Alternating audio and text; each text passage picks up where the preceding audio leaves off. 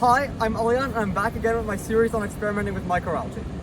Today, I am at a very real-life wastewater treatment plant.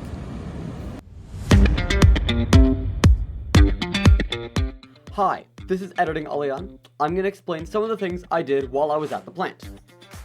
I was here with Tim Lewis, the wastewater process supervisor at the plant. After reaching out to him at the beginning of my project, I asked if I could come visit the plant, and he graciously said yes. I was here first and foremost to check out the plant. This plant processes all the water across the entire city and covers every house from end to end. It takes the water from every building in Ottawa, treats it, and returns it to the Ottawa River, where it can then be taken and put into buildings once again. I was able to see the final output area of the plant, where the water is mixed with chlorine to kill E. coli bacteria, and then, after the chlorine is removed, discharged into the river. It was super cool to see a real-life wastewater treatment plant in action. The other thing I was here to do was to test some samples for my experiment. For the last week, I was collecting samples from my photobioreactors, and I needed to measure the amount of phosphate that was in them, i.e. the amount of phosphate that was being removed by the microalgae.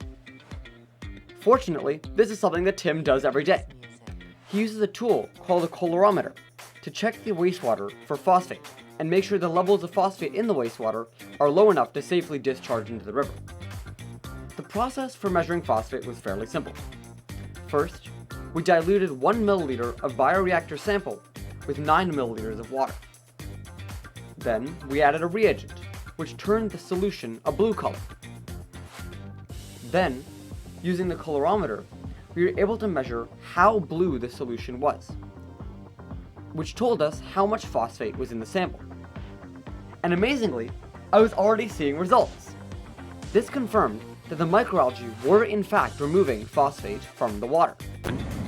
This whole process was a lot of fun. Huge thanks to Tim Lewis for letting me come here and measure my phosphate levels and see the plant. It was really a great experience.